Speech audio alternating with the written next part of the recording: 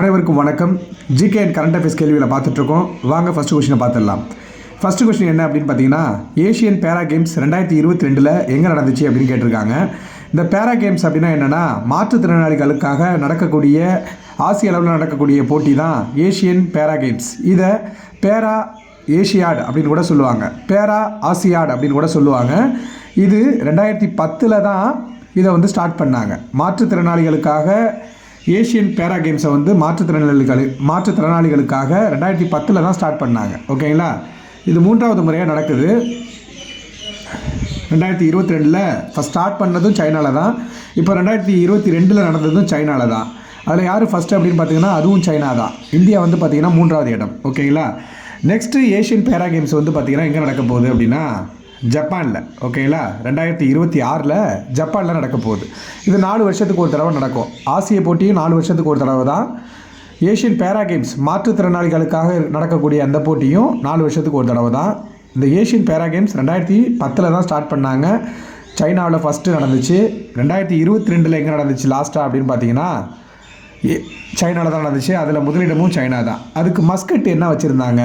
மஸ்கட்னால் வந்து பார்த்திங்கன்னா சின்னம், ஒரு சேர் பண்ணுறதுக்காக ஒரு வேஷம் போட்டு இருப்பாங்க இல்லையா, அது மஸ்கட் என்ன வச்சுருந்தாங்க ஏஷியன் பேரா கேம்ஸில் அப்படின்னா ஃபெய்பி அப்படிங்கிறது டிவைன் பேர்ட் அப்படின்னு சொல்லுவாங்க. தெய்வீக பறவை மாதிரி ஒரு வேஷம் போட்ட ஒருத்தவங்க தான் வந்து சேர் பண்ணாங்க. ஸோ அதை தான் வந்து சூஸ் பண்ணியிருந்தாங்க. மஸ்கட் அப்படின்னா அந்த விளையாட்டு போட்டிக்கு சின்னங்களை ஒதுக்குவாங்க. ஃபெய்பி அப்படிங்கிறது தான் டிவைன் பேர்ட், இங்கிலீஷில் டிவைன் பேர்ட் அப்படின்னு சொல்லுவாங்க. நெக்ஸ்ட்டு வந்து ஜப்பானில் நடக்க போகுது, இதை மறந்துடாதீங்க. ஓகேங்களா, அடுத்த கொஸ்டின் பாருங்கள். 37வது தேசிய விளையாட்டு போட்டி 37th நேஷ்னல் கேம்ஸ் வந்து எங்கே நடந்துச்சுன்னா கோவாவில் வந்து நடந்துச்சு. இது இந்திய அளவில் மட்டும் நடக்கக்கூடியது, உங்களுக்கே தெரியும். 37th நேஷ்னல் கேம்ஸ் வந்து கோவாவில் நடந்துச்சு. ஓகேங்களா, இதில் யார் ஜெயிச்சா அப்படின்னு பார்த்தீங்கன்னா மகாராஷ்டிரா தான் முதலிடம் வந்து வந்தாங்க, மகாராஷ்டிரா. ஓகேங்களா, இதுக்கு என்ன மஸ்கட் வச்சுருந்தாங்க அப்படின்னா மோகா அப்படிங்கிறத வந்து வச்சுருந்தாங்க. சரிங்களா, இந்தியாவில் நடந்த 37வது தேசிய விளையாட்டு போட்டிக்கு மஸ்கட் சின்னம் என்ன அப்படின்னா மோகா. ஓகே, மோகா. ஜெயிச்சது மகாராஷ்டிரா. ஓகே, எல்லாமே எம்மில் வருது பார்த்துங்க. கோவாவில் நடந்தது, மகாராஷ்டிராவை தான் ஃபஸ்ட்டு வின் பண்ணாங்க, ஃபஸ்ட்டு டைட்டில் அடித்தாங்க இந்த வாட்டி. அதுக்கப்புறம் சின்னம் வந்து பார்த்திங்கன்னா மோகா. அடுத்து வேர்ல்டு பில்லியர்ட் சாம்பியன்ஷிப்.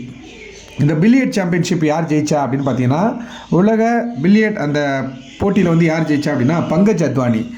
இது வந்து இவருடைய 27வது டைம். ஓகேங்களா, 26 முறை வந்து பார்த்திங்கன்னா அவர் ஜெயிச்சிருக்காரு. இது ஒரு ரெக்கார்டாக இருக்குது. ஓகேங்களா, அதேமாரியே வந்து பார்த்திங்கன்னா அந்த வேர்ல்டு டைட்டில் உலக பட்டம் பில்லியர்ட் அண்ட் ஸ்னூக்கர் ரெண்டுத்துலேயுமே வந்து பார்த்திங்கன்னா டைட்டில் வச்சுருந்தவர் வந்து இவர் தான், பங்கஜ் அத்வானி. பில்லியர்ட்ஸ் அப்படின்னு பார்த்தீங்கன்னா பங்கஜ் அத்வானி தான். அடுத்து வந்து பார்த்திங்கன்னா ஐசிசி கிரிக்கெட் வேர்ல்டு கப் 2023, அது உங்களுக்கு நல்லாவே தெரியும். ஐசிசி கிரிக்கெட் வேர்ல்டு கப் 2023 ஜெயிச்சது யார் அப்படின்னு பார்த்தீங்கன்னா ஆஸ்திரேலியா இது வரைக்கும் 5 முறை ஜெயிச்சிருந்தது. இதோட சேர்த்து 6 முறை வேர்ல்டு கப்பை வந்து அடிச்சிருக்காங்க. ஓகேங்களா, இந்த வேர்ல்டு கப் வந்து 1975 ஃபஸ்ட்டு வேர்ல்டு கப்பு நடந்துச்சு. 1975 அடுத்து 1979 நடந்துச்சு. இந்த ஃபஸ்ட்டு 2 வேர்ல்டு கப்பையும் ஜெயிச்சது யார் அப்படின்னு பார்த்தீங்கன்னா வெஸ்ட் இண்டீஸ் 2 முறை ஜெயிச்சிருக்காங்க. வெஸ்ட் இண்டீஸ் ஃபஸ்ட்டு 2 கப்பு அடித்தது அவங்க தான். ஆஸ்திரேலியா 6 முறை அடிச்சிருக்காங்க.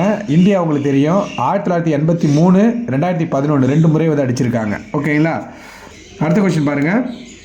FIFA world cup 2026 FIFA world cup வந்து எங்கே நடந்துச்சு அப்படின்னு பார்த்தீங்கன்னா ஃபிஃபா வேர்ல்டு கப் 2022 கத்தாரில் நடந்துச்சு. 2022 கத்தாரில் நடந்துச்சு. அதில் வின் பண்ணது யார் அப்படின்னா அர்ஜென்டினா தான் ஜெயித்தாங்க. ஓகேங்களா, ரன்னர் வந்து ஃப்ரான்ஸ் வந்து வந்தாங்க. ஓகே, 2022 ஃபிஃபா வேர்ல்டு கப் வந்து கத்தாரில் நடந்துச்சு. அர்ஜென்டினா தான் டைட்டில் வின் பண்ணாங்க.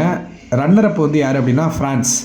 இந்த ஃப்ரான்ஸுடைய அதிபர் தான் இப்போது 75வது குடியரசு தினத்துக்கு சீஃப் கெஸ்ட்டாக வந்திருந்தார். ஓகேங்களா, இந்தியாவுடைய 75வது குடியரசு தினத்துக்கு சீஃப் கெஸ்ட்டாக வந்தது ஃப்ரான்ஸ் இமானுவேல் மேக்ரான். போன வாட்டி 2022 வந்தது எகிப்து அதிபர் எல்சிசி வந்திருந்தார். இந்த வாட்டி ஃப்ரான்ஸ்லேருந்து வந்திருக்காரு இமானுவேல் மேக்ரான். ஓகேங்களா, இந்த ஃபிஃபா வேர்ல்டு கப் 2022 கத்தாரில் நடந்துச்சு. அர்ஜென்டினா வின் பண்ணாங்க. 2026 எங்கே நடக்க போகுது அப்படின்னா முதல் முறையாக 3 நாடுகள் சேர்த்து நடத்த போகுது, கனடா, மெக்சிகோ அண்ட் யூஎஸ்ஏ. ஓகேங்களா, 2026 ஃபிஃபா வேர்ல்டு கப் எங்கே நடைபெற இருக்கிறது அப்படின்னு பார்த்தீங்கன்னா கனடா, மெக்சிகோ, யூஎஸ்ஏ, அமெரிக்கா, இது 3 சேர்ந்து நடத்த போகிறாங்க. கனடா, மெக்சிகோ, அமெரிக்கா இவங்க தான் நடத்த போகிறாங்க. அடுத்து 2034 ஃபிஃபா வேர்ல்டு கப் எங்கே நடக்க போகுதுன்னா சவுதி அரேபியாவில் நடக்க போகுது. ஏதாவது டவுட் இருந்ததுன்னா கமெண்ட் பண்ணுங்கள். தேங்க்யூ.